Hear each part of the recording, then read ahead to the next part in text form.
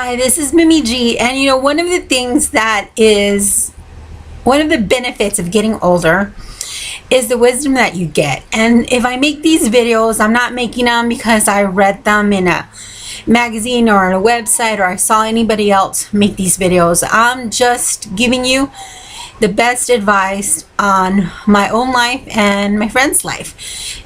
So I'm going to be giving Christian dating tips. And my first tip is do not be unequally yoked. If you are a Christian and you're looking for a man, I know sometimes it's hard to find a Christian man, but do not look for a man who is not a Christian, because then he might be a great guy, but he might also cause you to compromise your Christianity. There are things that he might want and expect from you that you're not going to be comfortable in giving. And let's say even if he were to respect you, if you're talking or thinking in the long run, when you get married and you have kids, there's going to be a discussion. Well, are we going to go to your church or are we going to go to my church? Well, I'm devout and I'm strong with my beliefs, and he might say the same thing. So in the long run, actually, it causes more pain and more grief than it's worth. There's lots of Christian men out there. Be in constant prayer that God will send you that good man. But I also wanted to add in the unequally yoked, don't just look for a Christian man. Look for somebody that you have a connection with, somebody that shares your same personality, because I think you can be unequally yoked with a Christian who is nothing like you. Somebody, let's say you have a silly sense of humor and he's very serious and he doesn't find anything funny. You're gonna annoy him. He's gonna find you super annoying, and he might be a great guy and he might be a great Christian, but you guys don't have matching personalities that could get along and feed off each other, and that will also cause a problem. So when I see the unequally yoked, you have to not just think about the Christian factor. That should be the first one. But then you should also ask yourself, are we compatible? Are we a good match? Don't just marry somebody because he is a Christian. You also need to be compatible with them, because I know and I've heard of a lot of people marrying a Christian person, but then to find out that you're not very compatible, you don't quite think the same way, you don't have the same likes, you don't have the same dislikes. So that's very important. Be yoked with someone very much like yourself, a Christian, but also that shares a similar personality. Of course, it's nice to be a little different, so you can learn off each other, but not too different where it would be a big problem. And that is my first tip. My second tip is attend different events. Your local church, you might have known those boys or those guys in your church your whole lifetime. So first of all, you don't even find them cute and you don't find them interesting. Or maybe it's like the church that I grew up in. There was like 5 guys my age and then there was like 100 girls. It was a dry well of guys. So attend events, go to concerts, go visit other churches when they have events, when they have socials, whenever they have any fun thing for the youth or for the adult singles. You need to get out there, because the man of your dreams is not going to come knocking at your door. He might, but it's unlikely. You honestly need to be out there, being active, being social, serving at your church, different events, going into your local food bank, serving anywhere, but just be active. You need to be a proactive person.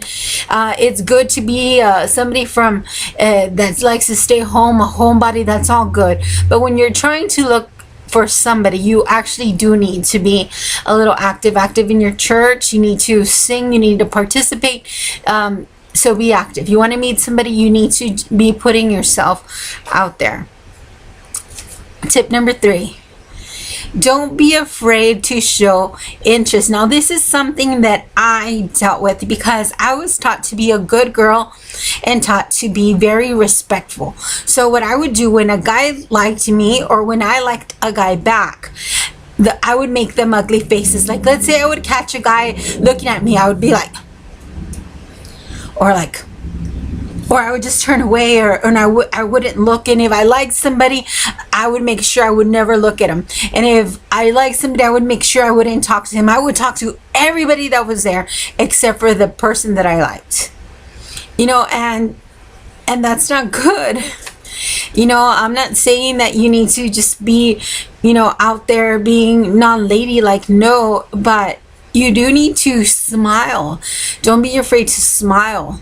You know, don't be afraid to be approachable. You know, I recognized in my life that for a long time I wasn't approachable. Inside, I was like jumping for joy and saying, yes, he looked at me. Yes, you know, he noticed me. But I was turning them away with how I would react to them, you know, because I thought that good girls, you know, didn't, you know, just throw themselves out there. And smiling is not throwing yourself out there. It's just, you know, you're giving a good face, and they're going to react to it. And at the end, you know, respecting yourself has nothing to do with smiling or even with flirting. You know, respecting yourself is something else that I'll probably get into in a different video. But yes, don't be afraid to show that you're also interested, okay? Because I know many of us, we like to pretend we don't like somebody, and then we're hurt when, you know, they move on, or they no longer stare, or they no longer want to talk to us, but we push them away. So be aware of that. Number 4, doll yourself up. You know, a lot of people think that Christian women cannot doll themselves up. That is not true. The Bible says that the most beautiful part about us should be our insides rather than our outsides.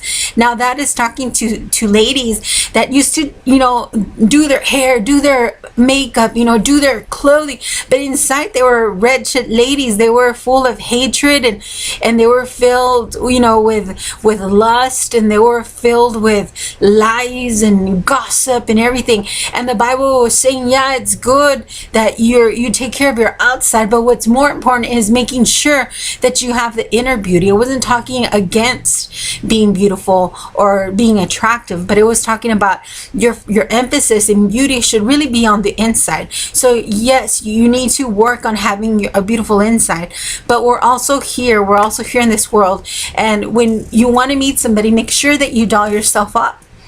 You know, wear nice, beautiful, modest clothing, of course. You know, you don't need your stuff hanging out all over the place. You're going to get the wrong attention that way.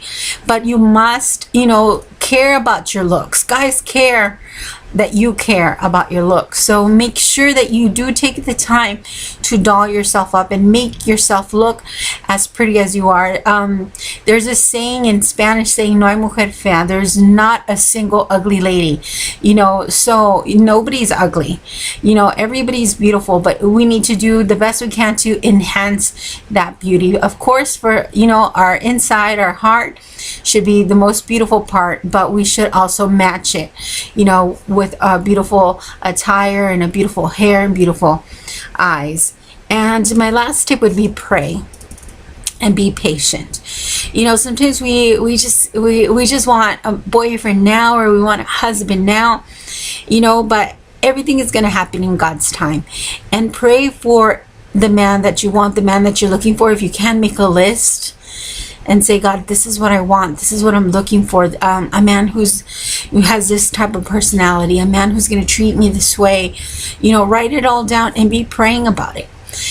There's power in prayer. There's things that I've asked God, you know, I've asked him for a cheeseburger and he's given me a cheeseburger. I've asked him for like the most trivial little things, and I've heard him answer, and I've seen him answer my prayers, and he's going to answer your prayer. So if you're really wanting a man, and my biggest advice to you would be praying about it. Do everything that I said, but be in constant prayer and say, God, I'm ready. You know, I feel that's the right time for me to have this husband, to enter into a relationship, and just be praying about it. And I hope you enjoyed this video. Like I said, you know, I'm not an expert, I'm not a guru. I'm taking this advice from my own life, from my friends and family's life, what I've seen work, what I've seen that hasn't worked. So I hope this video has been a blessing and that you'll be able to take out some good advice from it. I know not everything might be for you, but you know, I hope I've been able to help you some way. If you haven't subscribed, subscribe, like, comment. I would completely appreciate that. If you have any questions, or you would like me to make a different type of video, or you have any love questions, any biblical questions, whatever kind of questions, leave me a comment. I would love to make a video and to answer your questions. So anyway, take care and God bless you. Bye.